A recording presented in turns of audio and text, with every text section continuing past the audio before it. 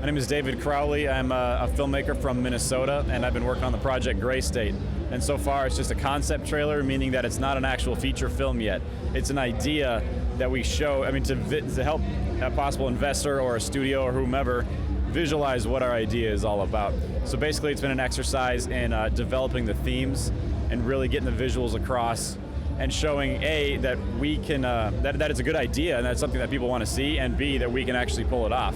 So it's both a resume and sort of a pitch to anyone who's looking. And this is now a marketing tool that we can take to a studio or a possible investor or just put online so people can see it. And that's been one of our main goals, is to get 1 million views.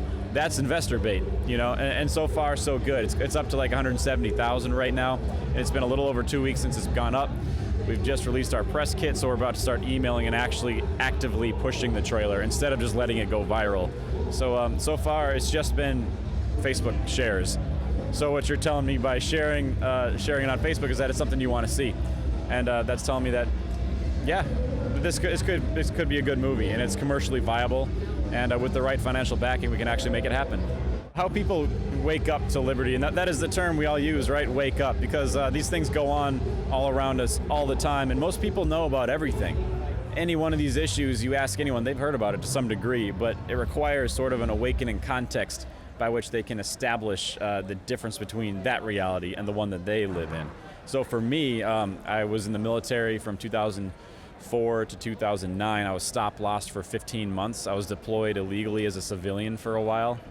So I know what it's like to be a number on a page, and I've seen what our military is capable of when it thinks it's peacekeeping.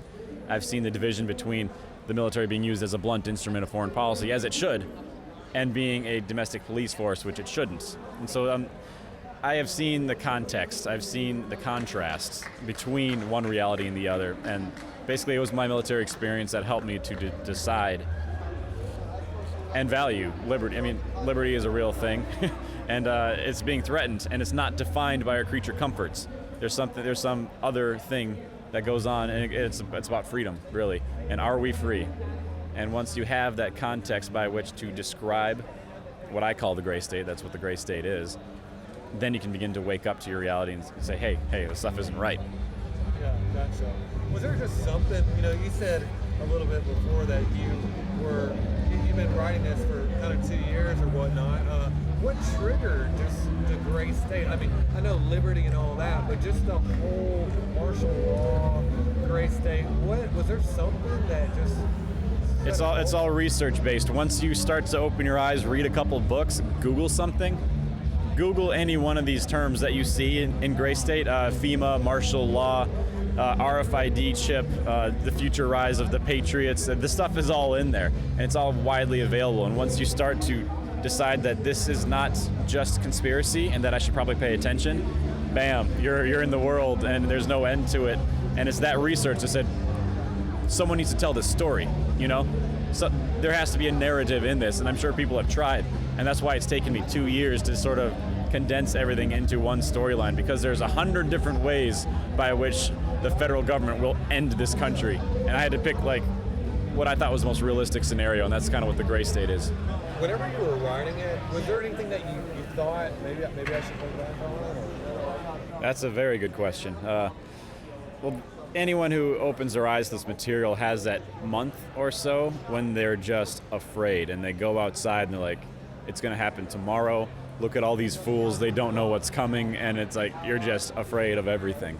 I got over that like everyone else does, and I realized, well, there's some time at least.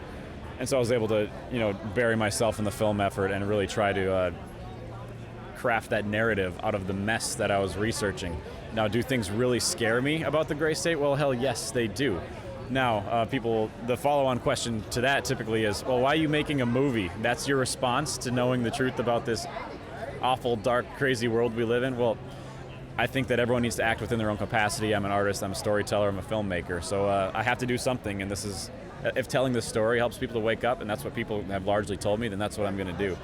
Now, as far as what scares me about it, well, with what is coming, you and I are aware of this, with what is coming down the pipe, yeah, we are all going to face some very terrifying shit in the next maybe even a couple months. Who knows? I'm not a fortune teller. I can't tell you that, but something is coming.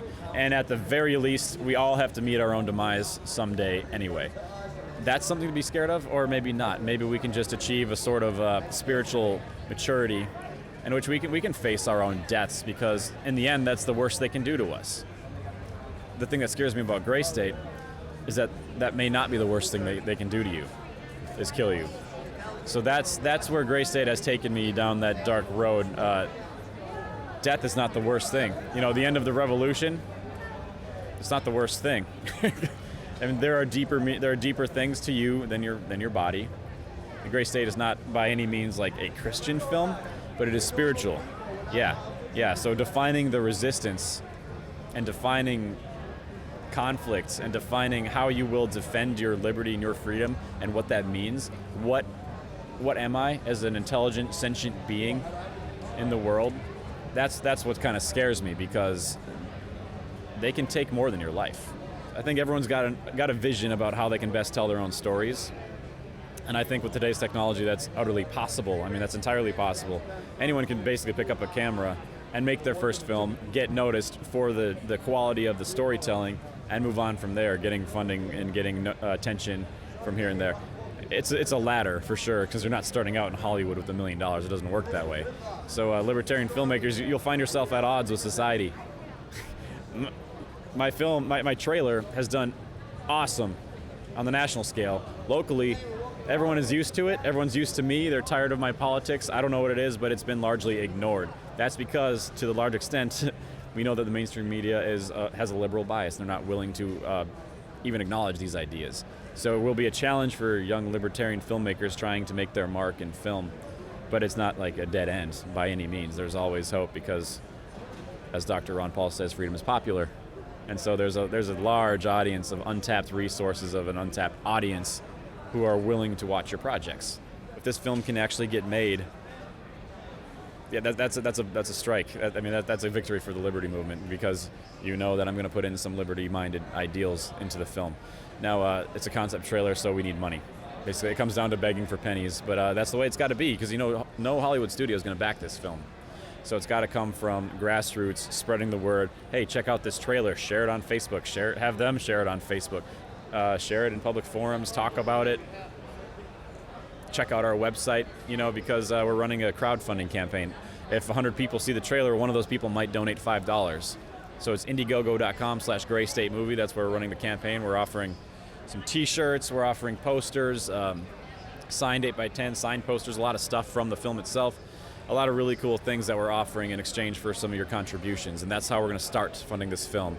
And then eventually it will go off and we'll get some major investing, maybe get backed by a studio or two, I don't know.